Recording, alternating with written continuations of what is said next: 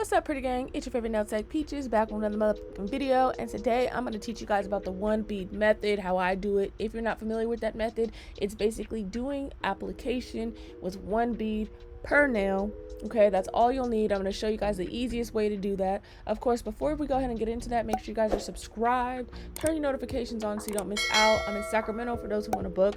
Follow me on social media, of course, Nailsbyprettyface. Save money in the description below, one of those being not polished. We got a coupon code Peaches.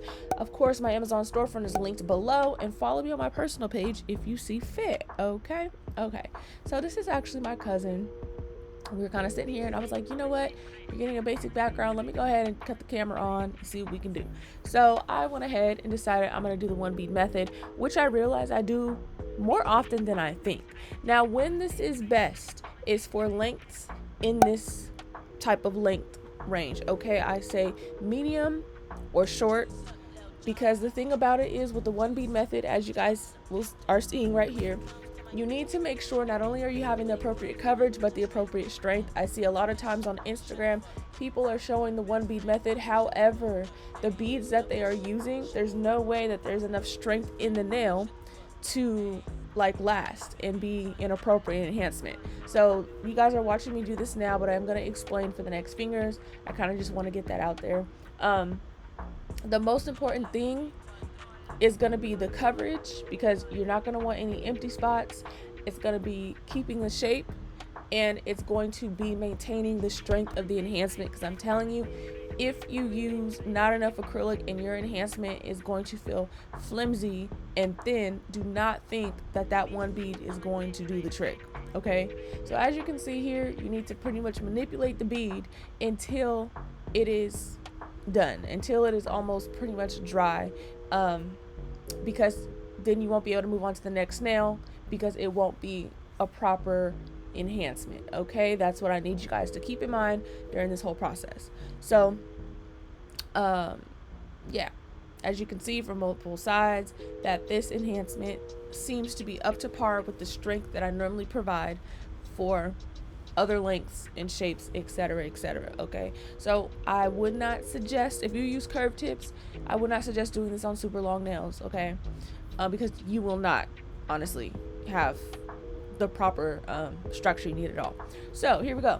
The first thing we need to think about is our liquid to powder ratio. As you can see, I prefer a texture of bead that is able to stand on its own, but when I touch it, it can be manipulated. So it needs to be a bead that is not going to be so wet that it is just sloppy all over the place.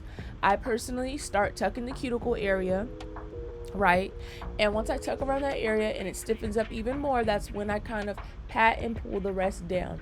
You cannot do this method by just simply dragging everything down while everything is extremely wet. You will not get the strength into the enhancement, because at the end of the day, enhancements need a specific structure. Okay, we need an apex, right, and we need a certain thickness maintained throughout, and then the tip needs to also be a certain thickness. And as you can see, by concentrating in the cuticle area first and then patting down the rest, it allows me to have my built-in structure. Because these nails are not super long, in this particular length I would call this medium or medium short, depending. Okay, and it doesn't need a super duper crazy apex. Okay, I do plan on doing a video soon about like what is an apex, what does it need to look like, all that type of stuff, right? So you can see, once you have patted and dragged everything down, you need to do the last finishing touches and tuck the cuticles in and make sure the shape is there. If you do not do this and you allow it to dry without having your finishing touches, you guys, your enhancement is going to be crazy. So again, get our liquid to powder ratio, right? We get a big enough bead, we pat it a little bit. You see the bead is going to be almost the entire tip. Okay, so what I mean by that is, as I put it down, it's not immediately filling everything up. It kind of sticks more to the middle, and I'm able to pat and pull as I need. So again, starting in the cuticle area, we are going to tuck the cuticles in, and by doing that, that's how we have our slight, I always talk about our slight build up to the apex area. By tucking the cuticles first and letting everything else kind of just hang out until we're ready, that's how we get that. And then okay, we got a loose bead, it's going everywhere. Okay, and then by patting, I don't want to say drag because it's not a drag, it's a very careful, like pat pat pat, tap tap tap, a very curated movement, so that way we can kind of get the rest down to the bottom and make sure we have a nice smooth enhancement. Okay, if you see lumps or bumps or anything like that, feel free to add a little bit more acrylic, because you guys, I'm gonna be honest, this is not something that is super beginner friendly, because if you don't even know the proper structure of what an enhancement needs to be, this is going to be a very, very hard technique for you to use. This is something that you build up to, right? Normally I typically do more of a 2-bead method, to where I put a large bead of acrylic where the enhancement and where the tip and the natural nail meet, and then I'll go ahead and do my apex bead, right? I used to do the 3-bead method because I was so scared of not having the right, you know, what do you call that? Not having the right structure. So you build up to something like this, okay? But do you guys see the pattern? So you see my bead is a large bead. It takes up almost the entire surface of the nail, right? If it doesn't come off in one part, that's okay. You can go ahead and just kind of do what you need to do. And if you need to add a little bit more acrylic to what you got, that's okay too. That doesn't make it not the 1-bead method. 1 bead just means, hey, I'm using this bead of acrylic and it's going to take it all the way down and build the enhancement. Okay, so again, building the apex, you see this is what we're doing right here, which is tucking the cuticle area in and allowing the acrylic to settle and rest so it can stiffen up, so that way once we have that initial, you see what I'm doing, I'm building it, I'm rounding it. Once we have that initial stiffness, we can take everything else down, right? Get that coverage. Do you see what I'm doing? I'm making sure everything is nice and covered, because you guys, if not, it is going to not only just kind of look a little bit tacky, but what it's really going to do is expose your enhancements to be able to get extra moisture underneath, and it's going to cause greenies. If you don't know what a greenie is, it's basically moisture getting underneath an enhancement and building up bacteria, and it's not like fungal or anything, but it's just, you just don't want those problems. It can cause people's nails to soften and break and become brittle. So you want that coverage. We're going in around, and once we think like, okay, we have the structure we need, you guys, we are still going to go ahead and make sure everything is looking nice and right, which is why I say this is not a beginner technique. This is for someone who's a little bit more advanced and looking to kind of like develop another skill set.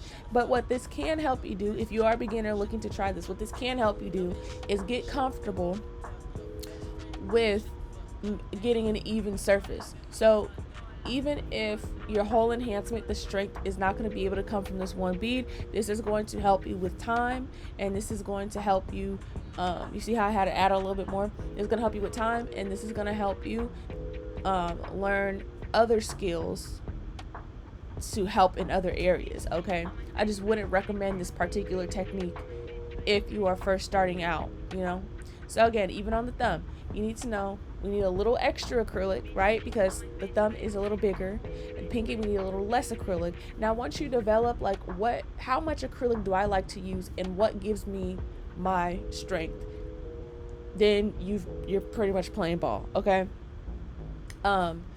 you know, I did end up doing another basic set yesterday, so I'll probably do another one on the 1-bead method, because I just feel like there's not a lot of people showing how important the strength is. I mean, I'm seeing people do 1-bead methods, pulling beads this size or smaller for like XL size nails, and I get it, straight tips maybe don't need as much acrylic as what I'm using, but you guys have to understand, you have to provide the strength to the enhancement or it's just not gonna work. Okay, if you are able to go back and any of these tips are still able to bend or be flimsy, no, it's not gonna harden up. Okay, that's just what it is. So if that's what's going on when you're doing your 1-bead method, you need to use a little bit more acrylic. Okay, I know people don't like a thick nail, but you guys, there's nothing thick about the amount of acrylic I use, and I guarantee you this is what helps with retention. Okay, you gotta find that middle ground. So I'm hoping this video helps you guys. I know it was on the shorter side. I just figured, you know, it's just like this is very repetitive and it's not a whole lot to talk about, but I do want to emphasize getting them cuticles right, getting the tip right, coverage and strength. Okay, again, I will post another one of these talking about the one bead method and like what it's good for and stuff. But so this is the application, the final application right here. All right, it looks the same as any of my other work, and of course here goes the shaping right here. It's very consistent, and that's what you want. You want it to be consistent no matter what method you use. Hope you guys enjoyed this video, and I will see you guys in the next one.